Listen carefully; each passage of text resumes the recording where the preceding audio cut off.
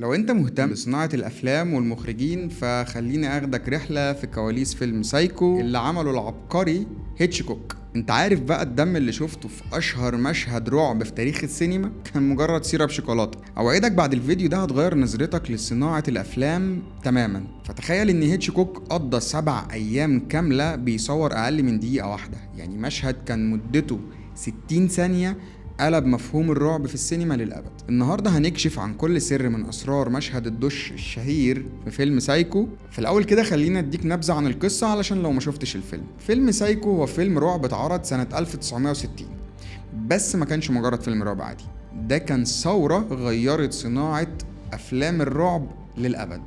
هيتشكوك اللي كان معروف بأفلامه الضخمة والملونة زي نورث باي نورث ويست فجأة قرر يصور بالأبيض وبالأسود وبميزانية قليلة لدرجة إنه مول الفيلم من جيبه الخاص، وده بعد ما شركة بارامونت رفضت تنتج له الفيلم. الفيلم ده بقى بيحكي عن قصة واحدة اسمها ماريون كرين، دي بتشتغل سكرتيرة. هي هربت بفلوس من شغلها وراحت تستخبى في موتيل منعزل. بيدير الموتيل ده بقى واحد اسمه نورمان بيتس، شخص خجول بيعيش مع أمه اللي بتكون ست متسلطة.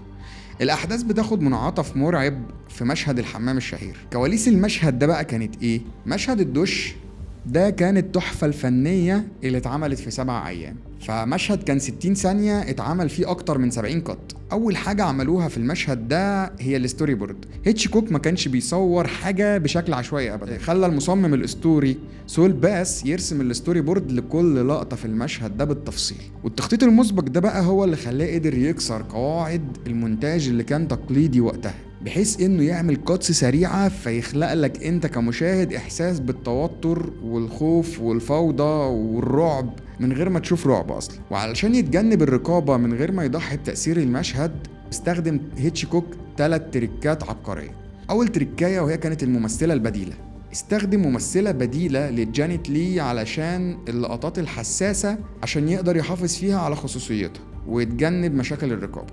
وتاني حاجة كانت زوايا الكاميرا. الكاميرا كانت بتتحرك بسرعة وبتغير زواياها باستمرار، بتركز على الإيد على الكتف، وده خلق رعب نفسي أقوى بكتير من أي عنف مباشر. سابك أنت وعقلك بقى تتخيلوا إيه اللي بيحصل. وعشان يقدر ينفذ ده عمل ديكور متحرك لحمام اتعمل مخصوص علشان يتفك ويتركب بسهولة، وده اللي سمح للمصورين إن هم يصوروا من زوايا مستحيل إن هم يصوروا منها في حمام حقيقي. وعلشان يوضح ده أكتر استخدم مؤثرات بصرية وصوتية ممتازة.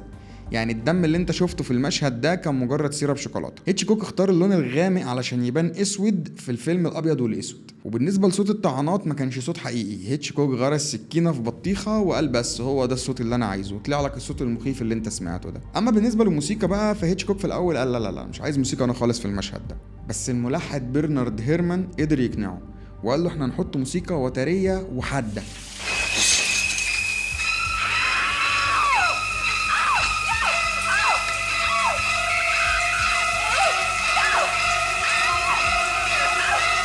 بعدين هيتشكوك طلع وقال ان الموسيقى دي كانت 33% من نجاح المشهد ده على حسب كلامه.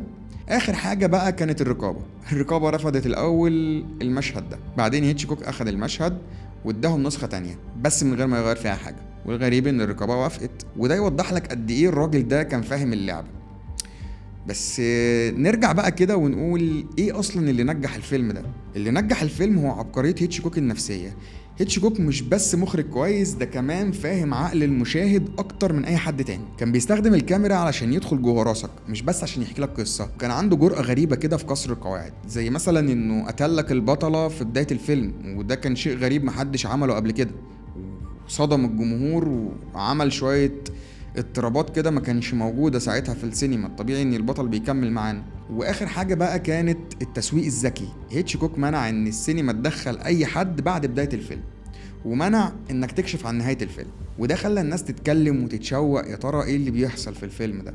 والرعب اللي كان في الفيلم ده كان رعب غريب، يعني كان رعب نفسي مش بصري. الفيلم ما اعتمدش على وحوش او عنف صريح زي ما كان دارج وقتها، الرعب جه من جوه الانسان نفسه، وده فتح الباب لنوع جديد كامل من افلام الرعب لحد دلوقتي. ولكن تأثير سايكو ما وقفش عند شباك التذاكر ونجاح الفيلم ده ألهم جيل كامل من المخرجين زي جون كاربنتر وويس كرافن، وغير قواعد الرقابة على الأفلام. وشخصية نورمان بيتس ومشهد الدش بقوا أيقونة بيتم الإشارة ليهم في الأفلام والمسلسلات والأغاني لحد النهاردة. باختصار، فيلم سايكو ده ما كانش مجرد فيلم رعب عادي كده، ده كان الثورة اللي غيرت تاريخ السينما للأبد.